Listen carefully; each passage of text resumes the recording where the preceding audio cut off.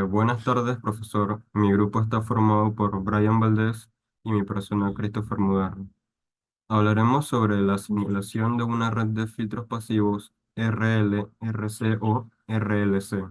Para empezar, podemos hablar sobre ¿qué hace un filtro pasivo? Estos son un sistema electrónico que emplean filtros para dejar pasar solo las frecuencias deseadas y eliminar los restantes. Los filtros pasivos aumentan su impedancia a medida que nos alejamos de la frecuencia.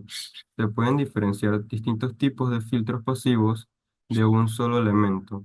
Los más simples y los primeros en aparecer, los filtros RC y RL, formados solos por un elemento reactivo, excepto el filtros híbridos LC, que se caracterizan por tener impedancia y capacitancia integradas en un solo elemento. Podemos hablar sobre los filtros pasa alto. Dejan pasar la frecuencia más alta que la frecuencia de corte. Y los pasa bajo que dejan pasar la frecuencia menores que la frecuencia de corte. La simulación de filtros pasivos es esencial para diseñar circuitos eficientes y funcionales, optimizando el rendimiento y reducción de costos en el proceso de desarrollo. A continuación, mi compañero hablará sobre la simulación. Buenas tardes, profesor.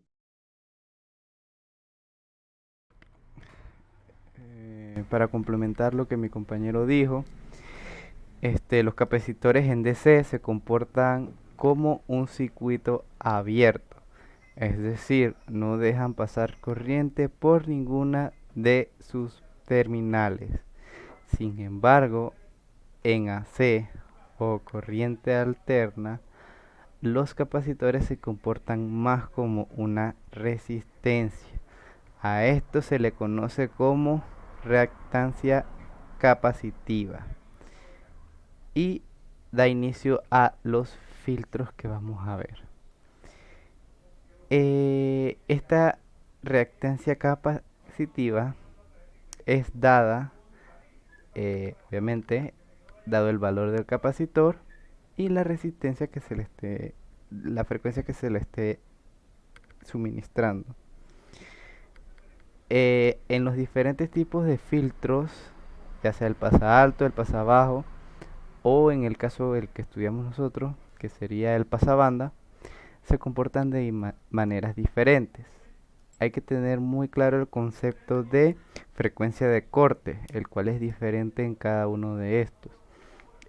En el pasabajo, como su nombre lo dice, la frecuencia de corte se da debido a que las frecuencias bajas son tomadas, mas sin embargo las altas son atenuadas después de la frecuencia de corte dada, la cual es 330 de frecuencia, si no me equivoco. Y en el pasa alto, las frecuencias altas van bien, sin embargo las frecuencias bajas son atenuadas. Como curiosidad, en estos dos casos no se estudió, pero darían el mismo resultado en el mismo punto. A pesar de ser diferentes, el resultado en el mismo punto es el mismo. Y funcionan de manera diferente. Por ejemplo, un pasa alto, como deja pasar frecuencias altas, se usan más, por ejemplo, en un microondas, donde deja pasar altas frecuencias y no necesitan las bajas. En el pasabajo se usa más, como su nombre lo dice, para frecuencias bajas y se usarían más como en altavoces, audífonos, etc. Frecuencias que no sean tan graves. Y en nuestro caso, las pasabandas que se usan entre dos frecuencias se usan más, por ejemplo, como para señales de radio, donde tú aísles más la frecuencia y busques sintonizar una frecuencia en específico. Como podemos observar aquí, tenemos dos circuitos. El de arriba corresponde al RC y el de abajo al RL.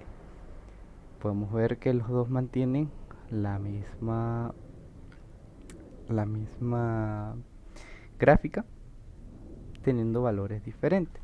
Si maximizamos el gráfico, podemos anotar otras cosas, ya sea si posicionamos aquí, podemos ver la frecuencia y el voltaje de salida. Aquí se da la frecuencia de corte, por lo que comienza a bajar, y aquí se ve el voltaje de salida en el RC. Curiosamente, si maximizamos el del RL y posicionamos en la frecuencia de corte, podemos notar que es parecido el, el voltaje de salida, a pesar de ser diferentes frecuencias, diferentes voltajes.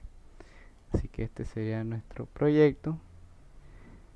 En algunos casos nos llegó a dar error cuando la resistencia era muy alta.